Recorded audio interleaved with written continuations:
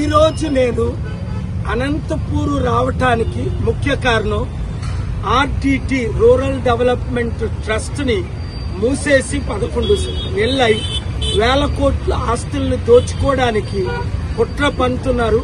ఎఫ్సిఆర్ఏలు రాకుండా ఫారెన్ డబ్బుని తేకుండా ఆయన ఏ మత మార్పిడి చేయకుండా సేవలు చేసి అనంతపూర్, కర్నూలు, అలాగే చిత్తూరు, కడప జిల్లాల్లో కొన్ని లక్షల మందికి సత్యసాయిబాబు గారు ఎలా సేవ చేశారో ఆయన కంటే 100 రెట్లు ఫాదర్ ఫెరార్ గారు చేసిన సేవకు మద్దతు ఇచ్చి వెంటనే వారి ప్రాబ్లంలు సాల్వ్ చేయడానికి వచ్చారు.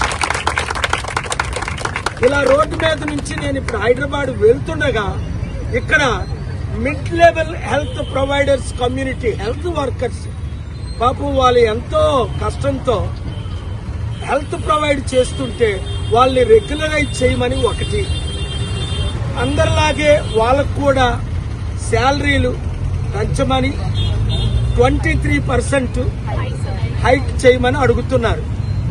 రాష్ట్రంలో డబ్బు లేదు తెలుసు, అందుకనే మీరు చేతకాని దద్దమ్మలనే, మీకు డబ్బు తేడం రాదనే, మీకు నిరుద్యోగులకు ఉద్యోగాలు ఇవ్వడం రాదనే, ఇలాంటి వాళ్ళు మీరు పెర్మనెంట్ చేయడం చేత కాదనే నేను ప్రజాశాంతి పార్టీ పెట్టి మన తెలుగు ప్రజలను రక్షించడానికి వచ్చాను. ముఖ్యమంత్రి గారు మీరు నన్ను కలిస్తే వీళ్ళ ప్రాబ్లమ్స్ సాల్వ్ చేయడం నెల రోజులు అవసరం లేదు, 1 వీక్ చాలు. మీరైనా సాల్వ్ చేయండి, లేదా మీరు నన్ను కలిస్తే నేనైనా సాల్వ్ చేస్తాను.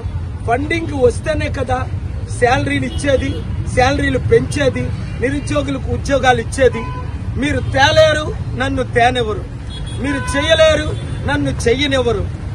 కనుక మీరు నేను కలిస్తే మంచి జరుగుతుంది. లేదు అంటే ఇప్పుడున్న రాజకీయ నాయకులందరినీ చిత్తుగా ఓడించి 7569441275 గ్రూపులు పెట్టి ఒక్కొక్కరు 100 నుంచి 1000 మందిని చేర్చి అనంతపూర్ కేఏపాల్ గ్రూప్ లేదా ప్రజాశాంతి పార్టీ అని పెట్టండి.